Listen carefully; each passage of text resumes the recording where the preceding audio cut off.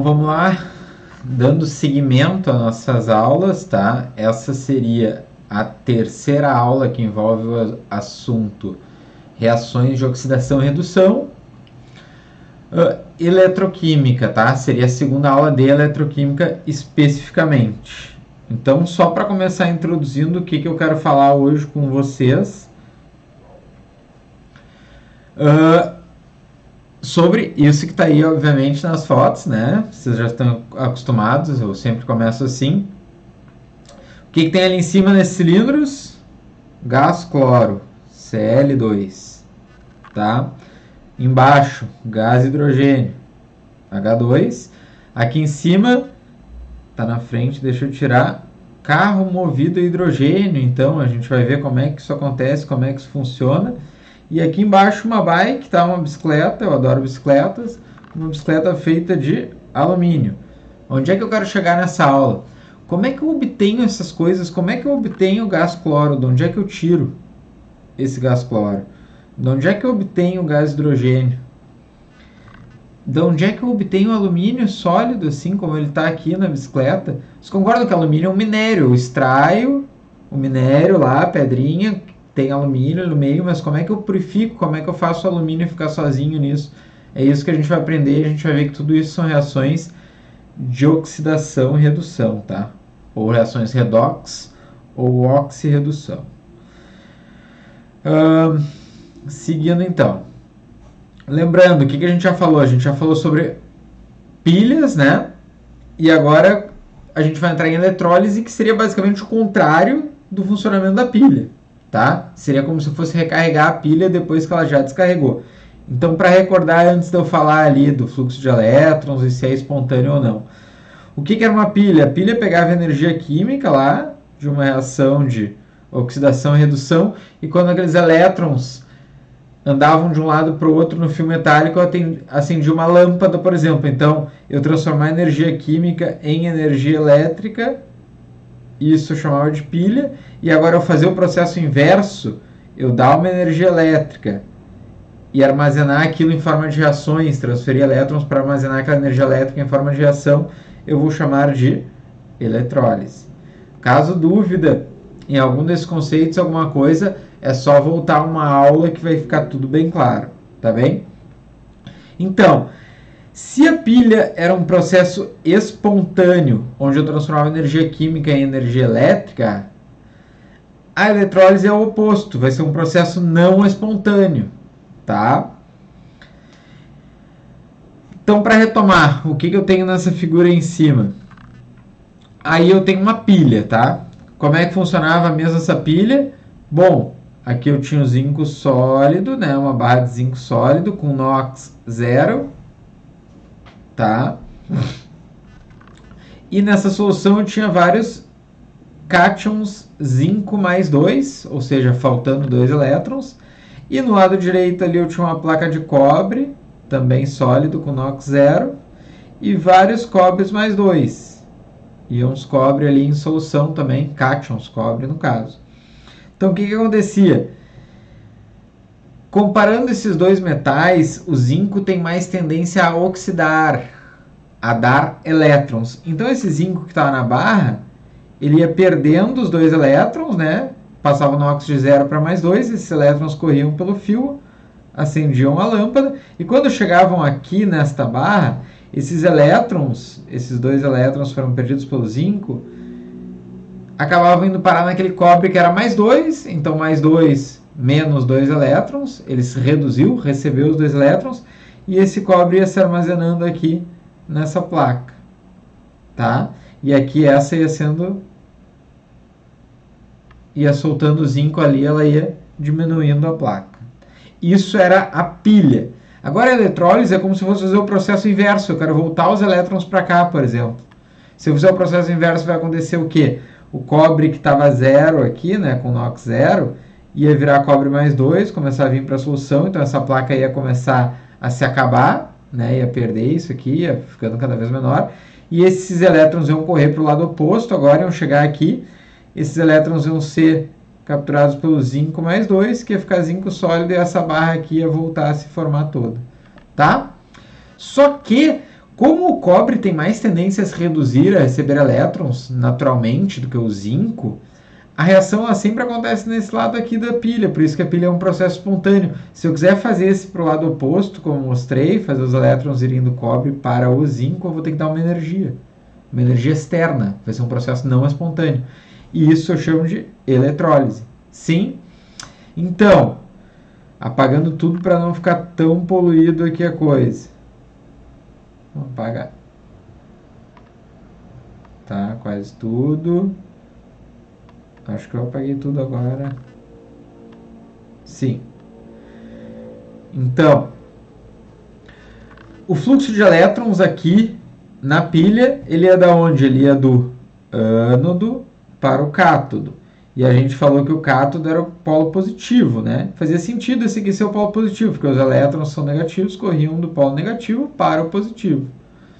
Na eletrólise vai ser o contrário. Concordam comigo? Os elétrons vão correr do polo positivo para o polo negativo. Tá? Então tá ali, ó. A eletrólise é não espontânea, provocada por uma corrente elétrica. Eu preciso usar uma bateria para isso acontecer, uma tomada, uma eletricidade.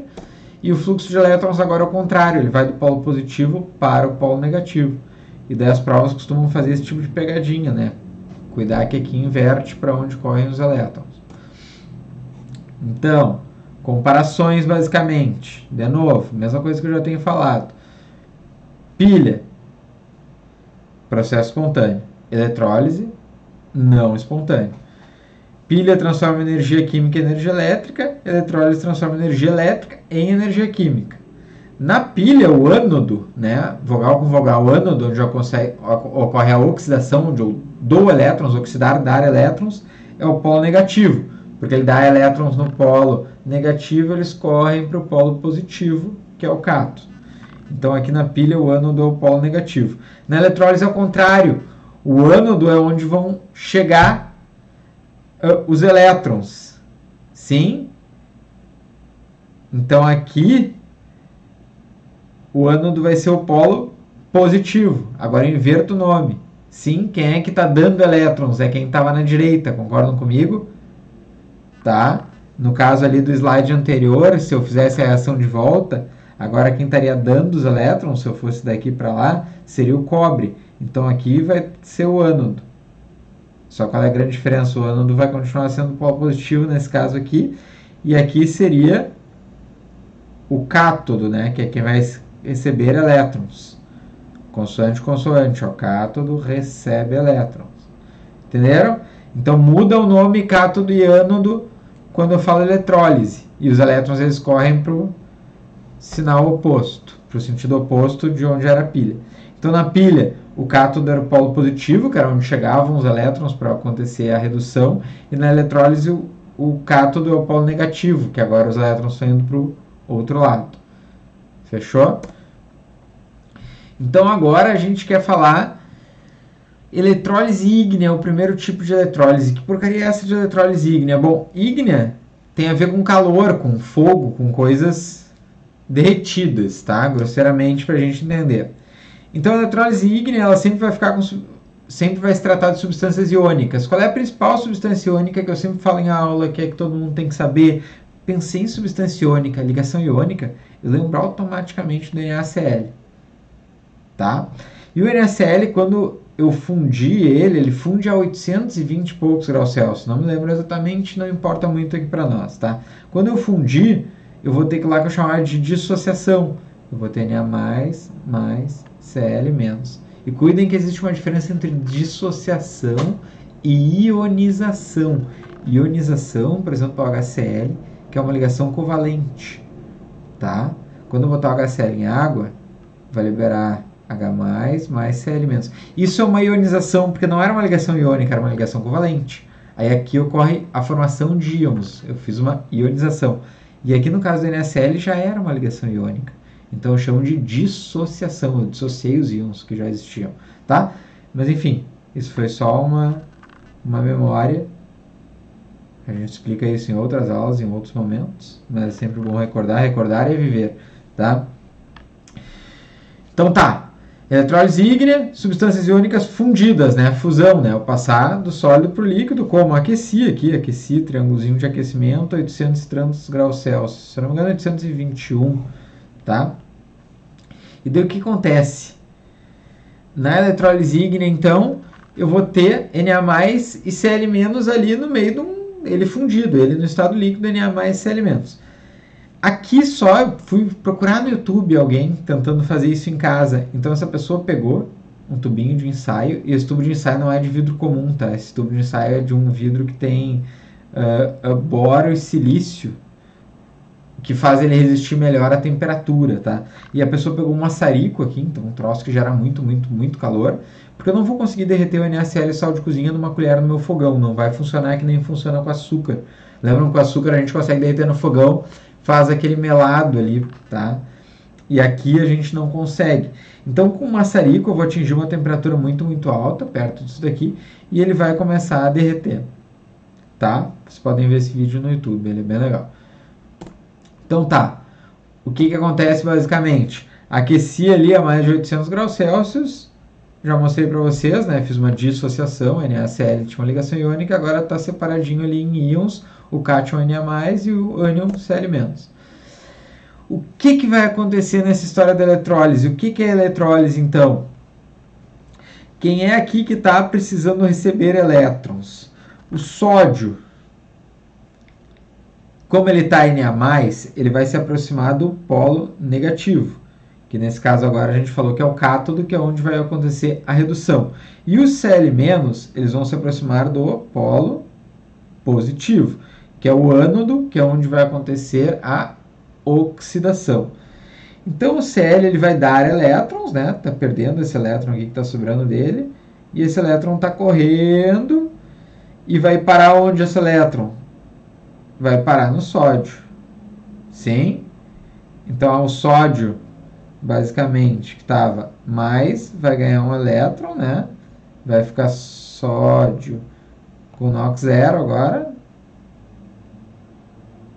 Líquido, no caso, né? Sódio metálico, né? NOx zero, mas no seu estado líquido, porque aquilo ali está sob aquecimento. E o cloro, se vocês lembrarem, o cloro ele é da família 17 da tabela periódica. Então ele tem quantos elétrons na última camada? Tem 7 elétrons na última camada. Sim, 1, 2, 3, 4, 5, 6, 7 elétrons na última camada. Como ele está com aquele menos ali, foi o elétron que ele roubou lá da ligação iônica do sódio, tá?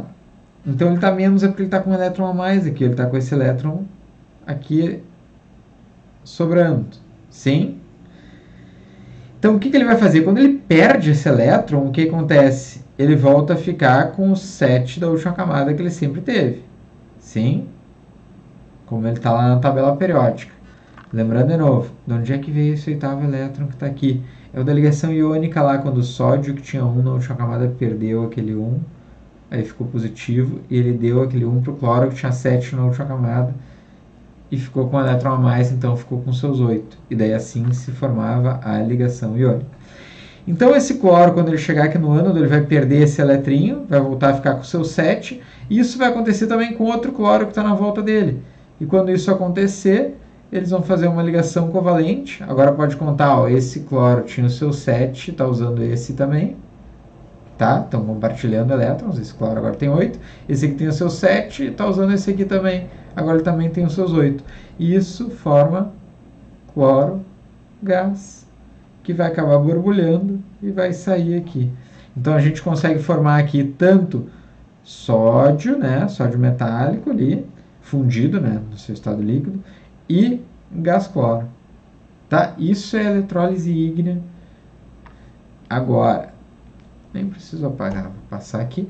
Então, ó, aqui está só a reação balanceada ali, bonitinha, né, para a gente entender o que aconteceu exatamente. Então tá aqui, ó, 2 sódios ganharam 2 elétrons, né? Cada sódio ganhou 1 elétron, então agora tem 2 sódios sólidos ou metálicos, que nem tá ali, né? Líquido, né?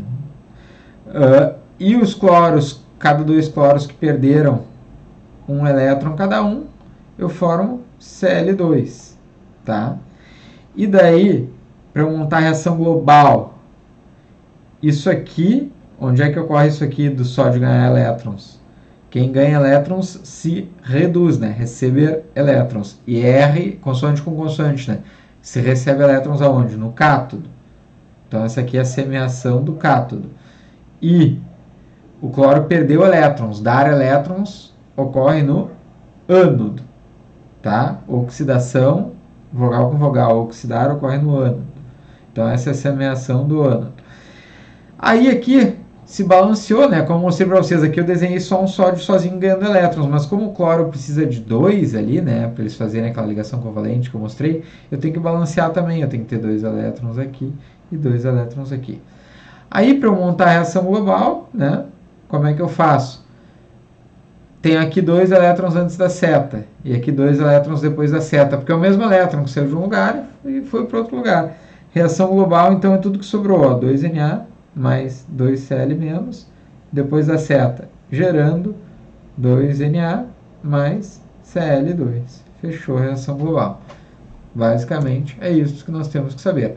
E agora um vídeo de como é que isso ocorre, tá? Um vídeo muito legal. Eu acho que eu vou tirar o som. Deixa eu só apagar isso aqui, que eu acabei de fazer um risco aqui de boca aberta. Acho que eu vou tirar o som e vou ir falando então. Então aqui, NaCl ali, né? Salzinho, o que vai acontecer? Aqueceu, aqueceu, aqueceu, aqueceu, aqueceu até passar de 800 graus Celsius, 821 graus Celsius. Aqui ali está acontecendo o quê?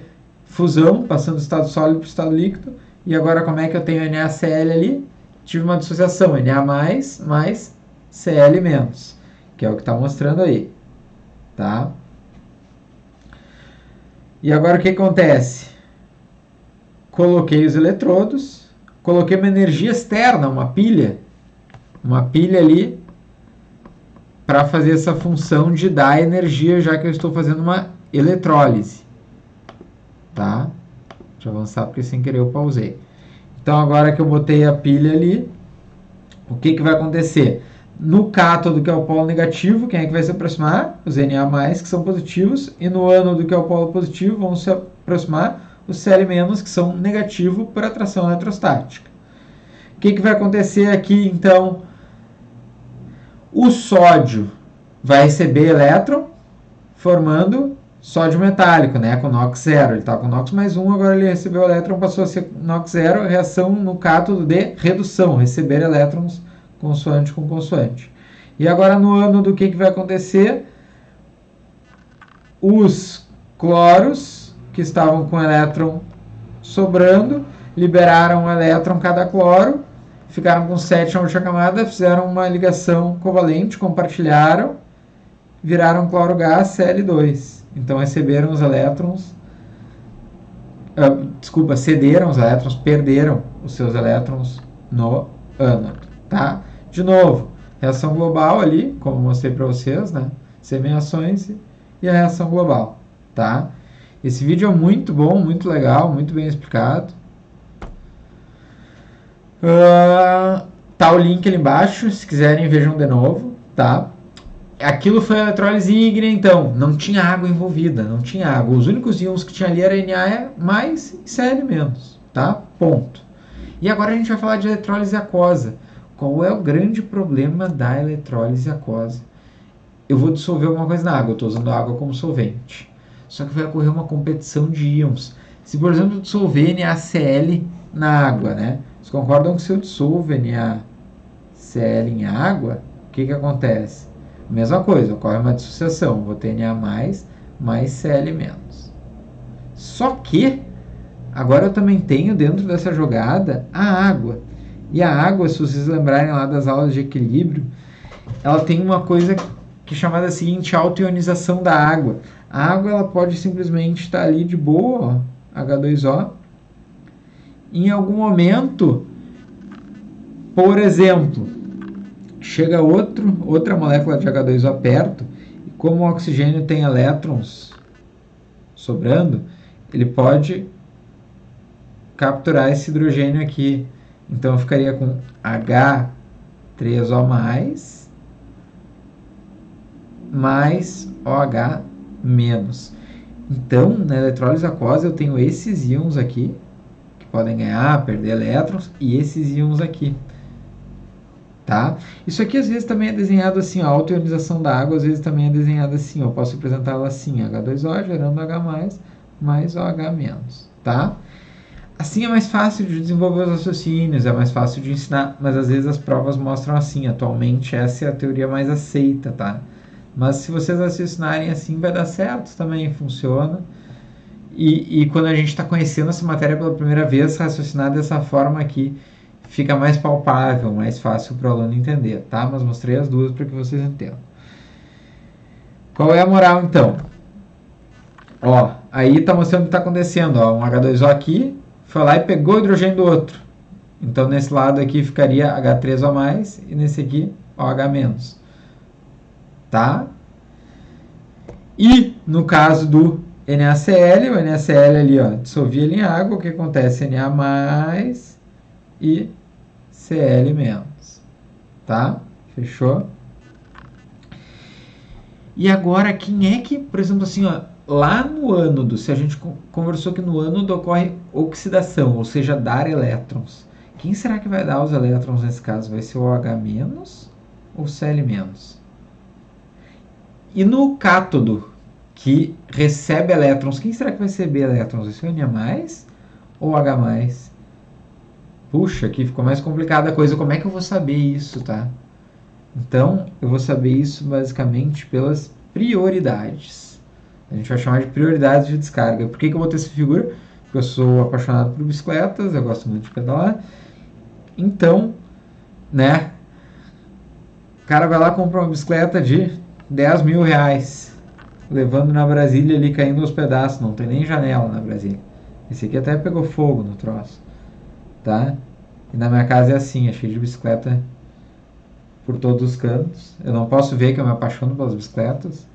Eu quero comprar e brigam comigo. Tá? Seguindo.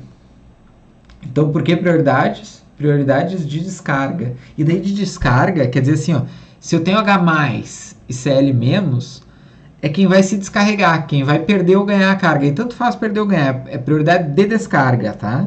Então aqui, ó, no lado dos cátions, como é que funciona a prioridade de descarga?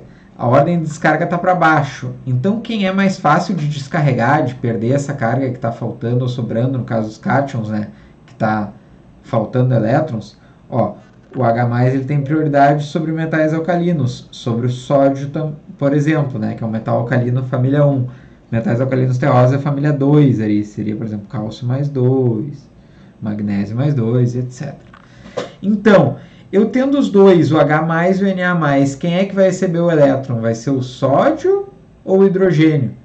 Se a ordem de descarga está de cima para baixo, quer dizer que esse aqui tem mais prioridade. Então, no exemplo que a gente fez anteriormente, quem vai receber o elétron mesmo vai ser o H+.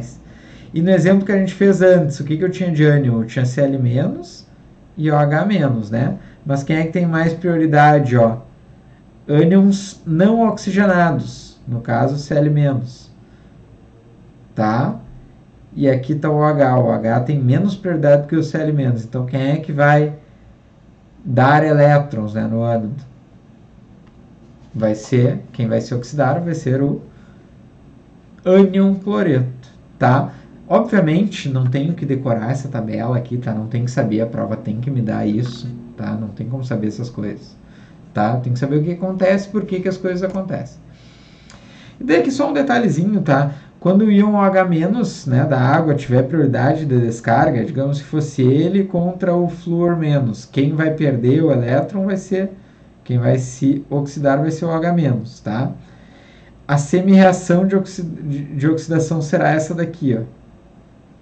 Tá? Que também geralmente não precisa decorar, a prova vai dar assim, tá? São dois OH-, como eles vão perder os elétrons, tá?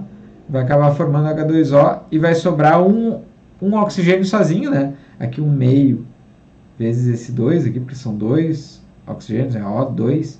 Quanto é que dá 1,5 vezes 2? É igual a 1. É como se isso daqui tudo desenhasse um oxigênio assim sozinho. E os dois elétrons foram perdidos aqui, como são duas moléculas de OH, né? Perdeu 2 elétrons. Sim? Tá só balanceado. Perfeito, então. Então apagamos tudo isso. Seguimos para mais um belo vídeo. Deixa eu tirar aqui. Vou dar o play de novo. Então o que vai acontecer basicamente agora nesse caso aqui da eletrólise aquosa? Tá ali, né? Meio aquoso, o que eu tive?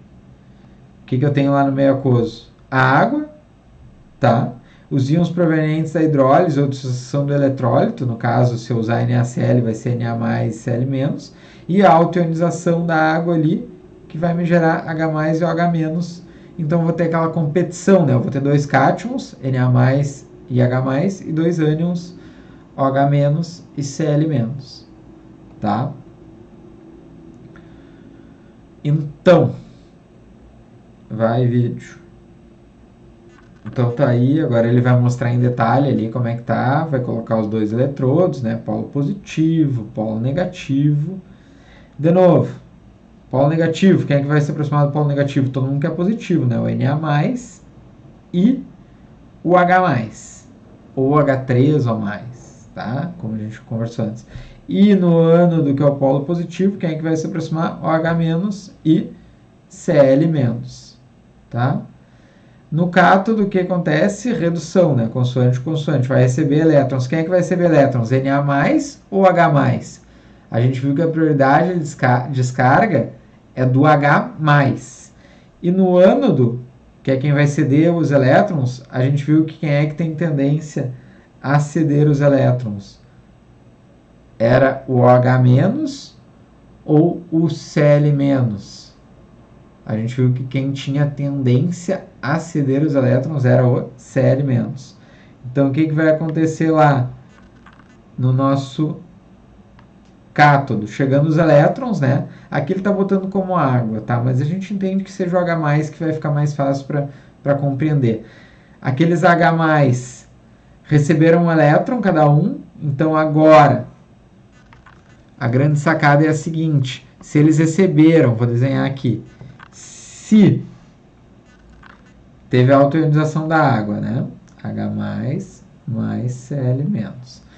O H+ veio aqui para esse polo, né? Que era o cátodo, onde estavam chegando os elétrons. Então, o H+, ele era um próton sozinho, ele não tinha nenhum elétron, porque o hidrogênio tem um próton e um elétron, se ele está como H+, ele só tem o próton, por isso que às vezes a gente chama de próton. Chegou aquele elétron lá, né? Ele ganhou o elétron. Aí agora ele ficou como? Ele ficou o hidrogênio com um elétron. E o hidrogênio, para ele estabilizar, ele não precisa de 8 na última camada. Ele pode imitar o hélio, que é um gás nobre que tem 2 elétrons na última camada. Aí vem outro hidrogênio, que também recebeu um elétron. E o que eles fazem? Ligação covalente, compartilha. E isso vai me dar H2. Opa, saiu um O ali perdido. Isso vai me dar gás hidrogênio, né? E o que acontece com o gás hidrogênio? Olha a setinha, borbulha. Ele vai sair da solução borbulhando. Então, eu acabei de formar gás hidrogênio. Eu posso acoplar ali e recolher isso num cilindro. Fechou? Então, vamos dar sequência ao vídeo aqui. Dando sequência ao vídeo. Então, tá ali o que aconteceu no cátodo, tá? Ali tá a reação com a água. E agora, no ânodo, então, chegando o cloreto lá, que a gente viu que tem mais facilidade de descarga em relação ao OH negativo, né? Ânion OH. E aqui o que vai acontecer? Vou dar o pause de novo para explicar. O que vai acontecer? Cada cloro, que geralmente tem 7 na última camada, 2, 3, 4, 5, 6, 7 na última camada, já está com elétron a mais, por isso que ele está Cl-, então já está com 8 elétrons. E daí tem outro cloro que também está Cl-, em vez de ter só os seus 7 na última camada, porque ele é da família 17, ele também está com um elétron a mais, já está com seus 8. Então esse aqui vai perder um elétron, esse aqui vai perder um elétron, né? Ou seja, eles vão, quem perde elétrons, quem dá elétrons, se oxida. Quando eles perdem elétrons, eles voltam a ter 7 na última camada. E o que eles fazem? Falta 1 para se estabilizar. Então, eles formam uma ligação covalente, formando Cl2, que também é cloro gás, também vai borbulhar e também vai sair da solução, tá? Então tudo é 9. Segue o vídeo. Então, ó, tá ali o cloro, perdeu o elétron, um deles. O outro cloro também se oxidou, também perdeu o elétron. E agora eles fazem a ligação covalente e saem da solução, tá? E agora lembrando, ali está a reação do ânodo, tá bem? Reação do ânodo ali, então, né? São os cloros ali entregando seus elétrons, a oxidação, né? Dar elétrons. E agora a gente pode montar a reação global. Então, de novo, no cátodo, o que aconteceu? Chegaram as águas ali, né? Os hidrogênios ganharam elétrons, aí fizeram uma ligação, compartilharam, né? Formaram H2 gasoso, borbulharam, e o que sobrou? Os OHs negativos. No ânodo, os cloros cederam elétrons, perderam elétrons, ou seja, se oxidaram, formou cloro gás. Reação global, então, cortei 2 elétrons antes da seta com 2 elétrons depois da seta. Não preciso apresentar eles na reação, né? Eles estão dos dois lados, eles saíram de um lugar e foram para o outro. Reação global lá embaixo, então, representada. E o que sobrou? O que sobrou ali na minha solução? Sobrou OH, né? Tá aqui OH negativo. E só isso, basicamente, né? Sim ou não? Não, tem mais uma coisa aí que não está representado. Sobrou o sódio também, né? Sobrou os Na+, porque era NaCl que eu tinha dissolvido na água. Então, basicamente, o que acaba sobrando disso aí é Na+, mais OH-, que é a mesma coisa que hidróxido de sódio, uma base forte. Então, olha quantas coisas eu consigo simplesmente formar com a eletrólise aquosa de NaCl. Eu peguei sal de cozinha, dissolvi na água, apliquei uma energia ali com a eletrólise. Claro que é um processo caro, um processo industrial, difícil de fazer, tem que ter toda uma condição.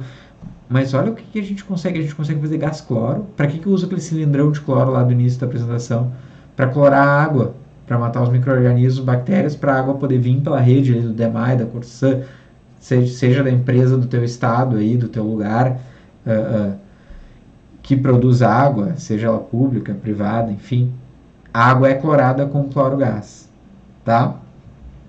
E também consegui produzir hidrogênio, gás hidrogênio, que pode ser usado como combustível de automóveis, e também produzir base ali, hidróxido de sódio.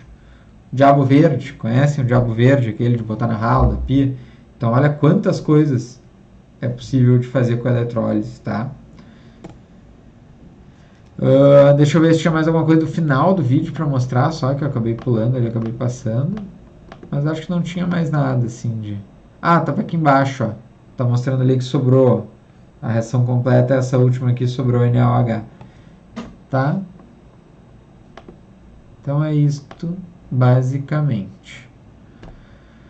Então agora um exemplo, tá? Lembrando, a prova tem que dar essas ordens de descarga. Aqui, ó, cuida anunciado, a ordem decrescente de descarga. Então quem é que é mais fácil de fazer descarga é os de cima, né?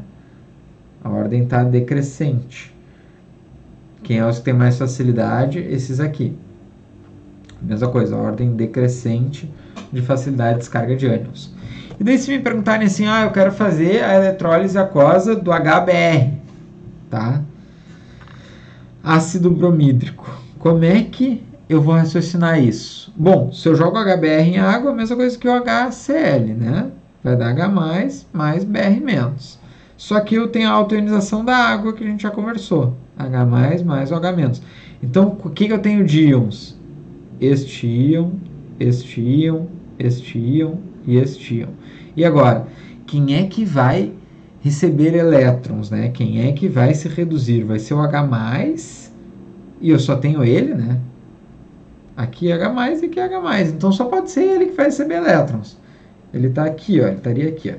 Mas, por exemplo, se aqui fosse outra coisa, se aqui fosse o Na, que nem a gente fez lá antes, aqui o Na contra o H+. Olha aqui onde é que está o Na, ó. O Na está aqui, então quem receberia os elétrons seria o hidrogênio, porque ele está aqui, ó, com uma ordem de descarga maior, tá? Mas não é o caso aqui, que eu só tenho hidrogênio, então é só ele que pode receber os elétrons. E agora, Br- ou H-? Quem é que vai doar esse elétron ali que está sobrando ali? Olha lá na facilidade, ó, o Br- está lá em cima, está no topo, já que a ordem é decrescente, ela está piorando, é como se estivesse descendo uma escada, em relação ao H-. Então, quem vai receber elétron é o H+, e quem vai doar elétron é o Br-, e o H- vai ficar de boa ali na dele, tá? Então, o que vai acontecer? Se eu perguntar agora, o que acontece no cátodo? Lembrando, cátodo tem C. Então, o que acontece no cátodo tem que ter consoante também. No cátodo acontece redução. Redução é o quê? Receber elétrons. Quem é que vai receber elétrons? Quem está positivo, né? A gente já discutiu aqui que é o H+. Então, no cátodo, o H+ vai receber elétron, sim, e vai ficar hidrogênio com elétron. Só que se forem dois H+, cada um ganhando um elétron, eu vou ter outro hidrogênio, que agora também tem um elétron, eles vão compartilhar e formar H2, gás hidrogênio. E no ânodo, o que acontece? Então, lembrando de novo, ó, ânodo, vogal.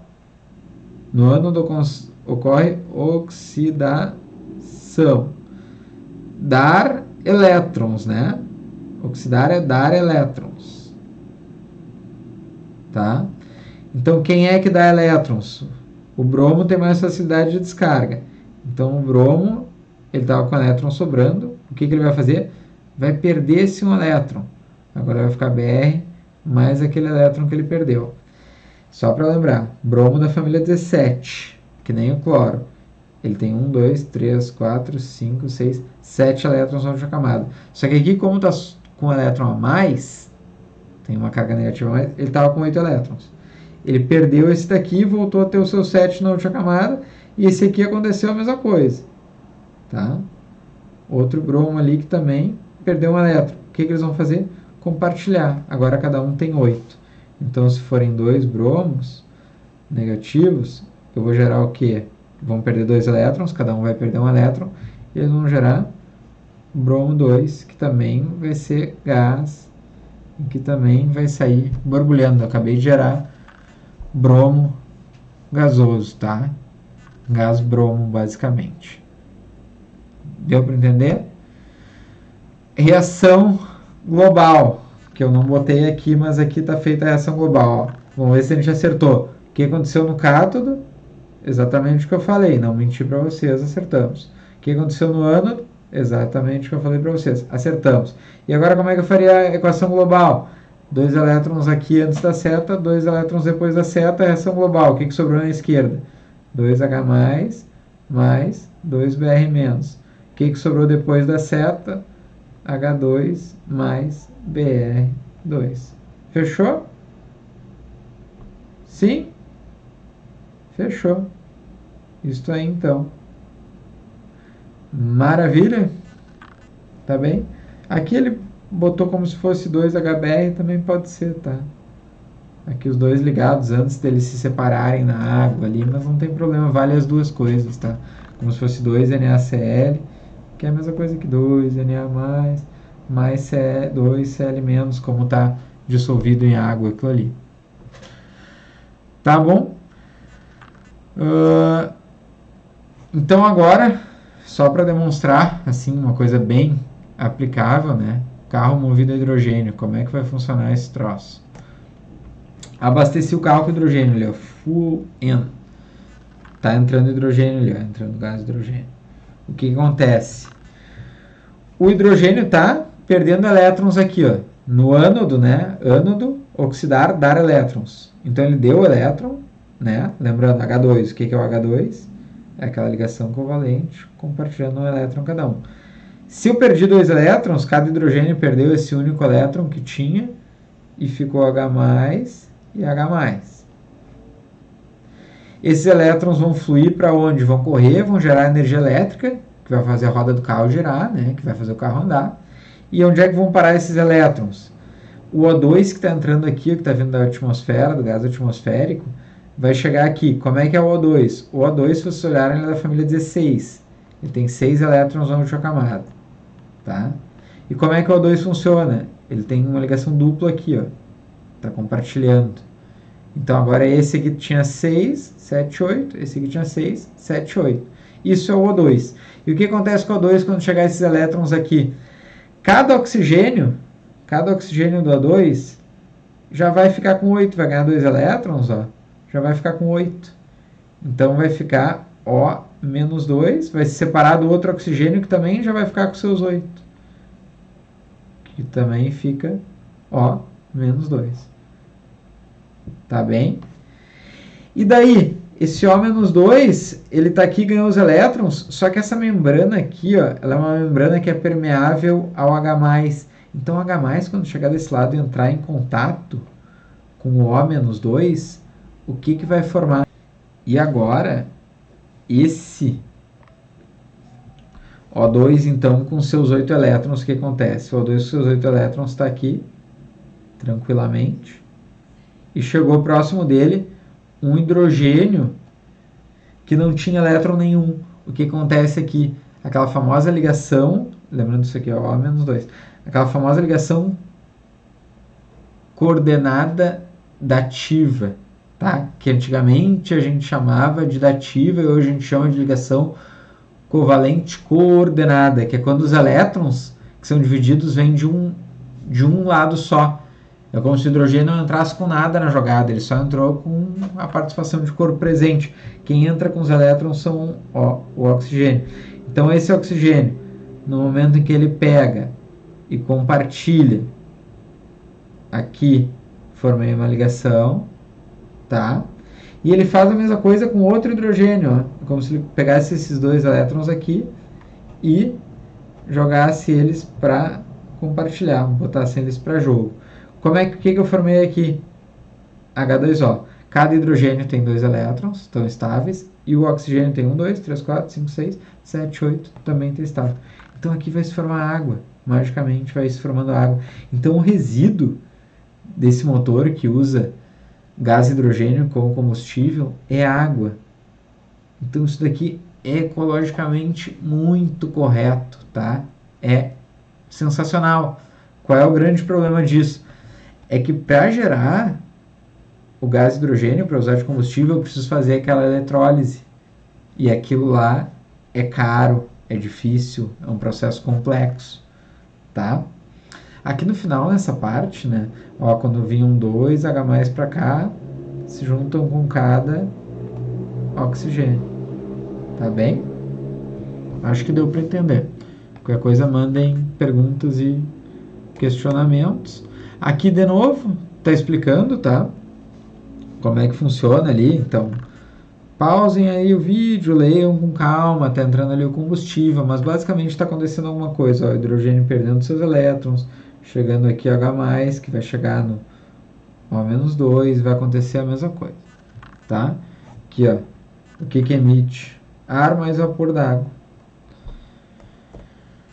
Em resumo, o que eu tenho que saber então no final das contas? Nas pilhas, funcionamento espontâneo. Na eletrólise é um funcionamento forçado.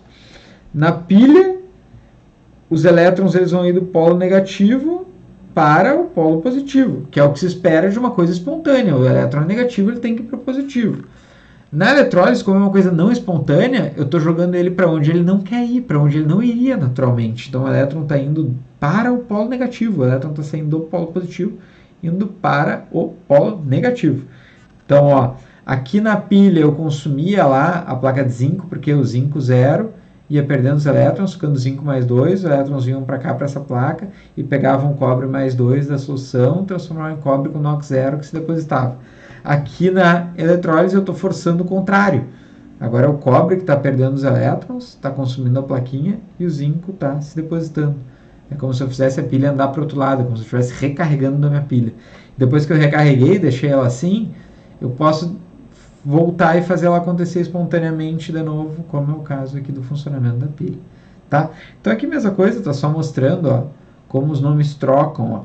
No ânodo, não interessa, sempre acontece oxidação, ó, tanto na pilha quanto na eletrólise. Ânodo é vogal com vogal, ânodo oxidou. Cátodo, consoante, consoante. Cátodo reduziu, tanto na eletrólise quanto na pilha. O que muda é para onde os elétrons estão indo, os polos. Tá? Como aqui é espontâneo, o elétron vai do negativo para o positivo. O elétron está indo do ânodo para o cátodo. E aqui, como é um processo não espontâneo, o elétron está indo para onde ele não quer, para onde repele, ele está indo para o negativo. Então aqui os elétrons estão indo da onde? Do ânodo para o cátodo. Tá? Também só muda os sinais ali de para onde o elétron vai, de onde ele sai, para onde ele vai. Tá? É isso então. Espero que tenham entendido. Se não entenderem, mandem mensagem aí para o SOA. E depois a gente vai ter mais uma aula assim, com alguns exercícios, com mais algumas coisas sobre isso para a gente recordar tudo e botar em prática. Beijos e abraços e até a próxima. Tchau.